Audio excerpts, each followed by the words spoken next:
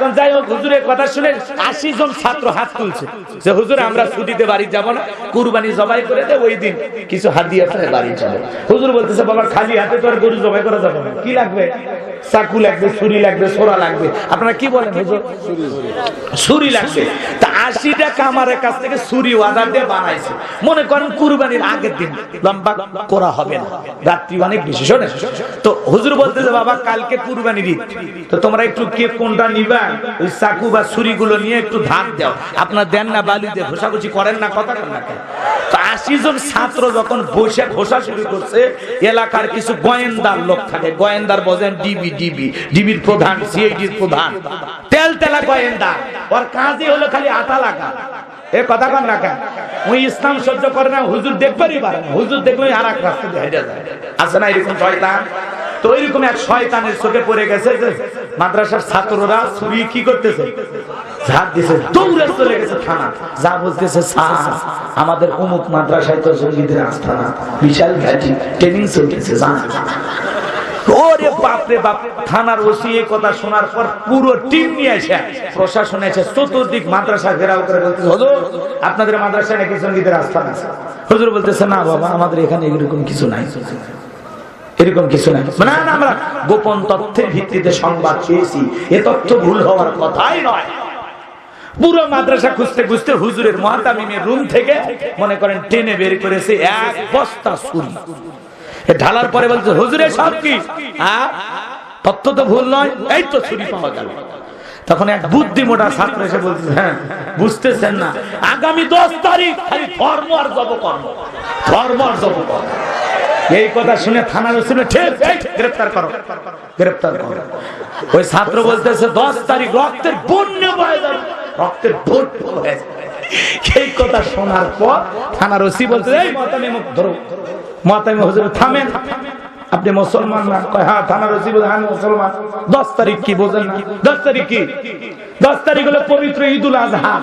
ওই ছেলেটার একটু বুদ্ধি কম, ওই জন্য বলতেছে কুরবানির গরু ধরবে আর জবাই করবে। ও এই ঘটনা। ওরা মাদ্রাসায় জঙ্গি জঙ্গি গন্ধ খোঁজে, এ কথা কেন? মনে রাখবেন বাংলাদেশের মাদ্রাসাগুলো জঙ্গি তৈরি করার কারখানা না, এটা হলো মানুষ তৈরি করার কারখানা। কথা বলেন ঠিক কিনা? এখানে জঙ্গি তৈরি করার জন্য ট্রেনিং বা প্রশিক্ষণ দেওয়া হয় না, এখানে জানাজার নামাজ, জীবনের শেষ নামাজ পড়ানোর জন্য ট্রেনিং দেওয়া হয়, এখানে জুমার নামাজের জন্য ট্রেনিং দেওয়া হয়। এদেশের আদর্শ সুনাগরিক দেশপ্রেমিক মুসলমান বানানোর জন্য সন্তানদেরকে সুশিক্ষায় আদব আখলাক দিয়ে মানুষের মতো মানুষ বানানো হয়। যারা বলে মাদ্রাসায় বিষ বৃক্ষ, হযরত আলী নবী গো আমার একটু দোয়া করে দেন, আর বিশ্ব নবী তখন বলতেছে আলী খালি হাতে দোয়া করলে হবে না, সাথে কি দেওয়া লাগবে? অস্ত্র দেওয়া লাগবে। এইবার ওসমানকে ডেকে বলে ওসমান তরবারি আছে? হযরত ওসমান ডেকে বলে নবী গো আমার বাড়িতে একটা তরবারি আছে 27 ইঞ্চি লম্বা। সুবহানাল্লাহ। বিশ্ব নবী বলে যাও নিয়ে আসো। ওসমান যখন তরবারি নিয়ে আসলেন, বিশ্ব নবী তরবারিটা হযরত আলীর হাতে দিয়েছেন। হযরত আলী তরবারি পাওয়া মাত্রই মারছে দৌড়। নবী ডেকে বলে আলী রে এত জোরে কেন দৌড়াও? হযরত আলী ডেকে বলে নবী অনেক আগে রওনা করেছে আপনাকে হত্যার ঘোষণা করে, আমি চাই ও নবী আপনার কাছ পর্যন্ত পৌঁছার আগে আমি ওরে দুনিয়ার জমিন থেকে বিদায় করে দেব। বলেন আল্লাহু আকবার। এই কথা বলে হযরত আলী তরবারি নিয়ে দৌড়াইতে দৌড়াইতে দৌড়াইতে আমরের মুখোমুখি হয়ে গেছে। আমর হযরত আলীকে দেখা মাত্র বলতেছে আবু তালেবের বেটা আমর।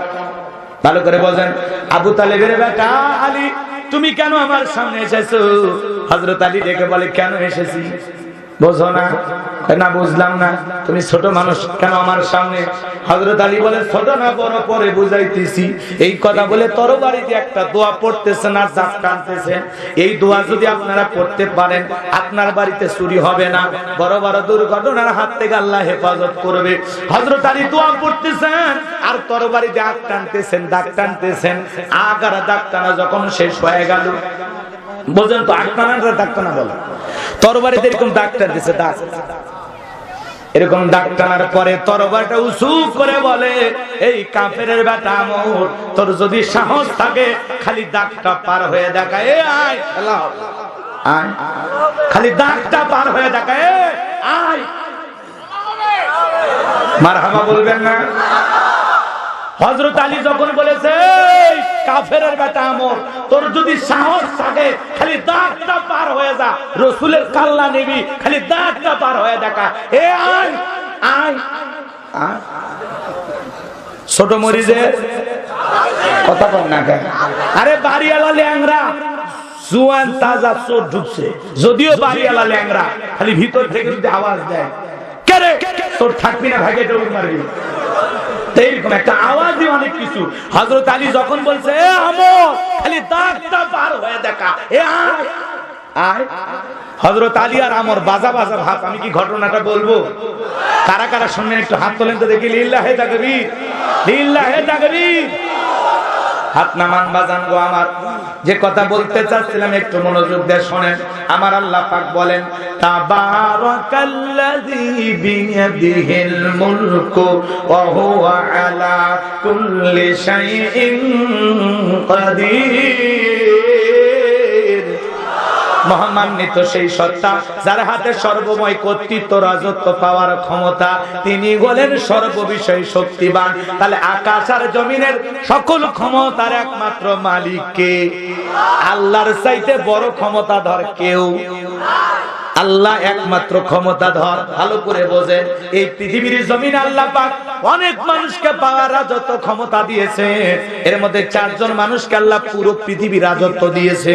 এই 4 জন মানুষের মধ্যে 2 জন হলো ইমানদার আর 2 জন হলো বেঈমান কাফের। 2 জন ইমানদারের একজন নবী, নবী সুলাইমান। বলেন আল্লাহু আকবার। নবী সুলাইমান আলাইহিস সালামকে আল্লাহ পাক পুরো পৃথিবীর রাজত্ব পাওয়ার কর্তৃত্ব ক্ষমতা দান করেছিলেন। বলেন আল্লাহু আকবার। সুলাইমান আলাইহিস সালামের ইতিহাস অনেকেরই জানা আছে। আমি এই দিকে যায় সময়টা লম্বা করব না।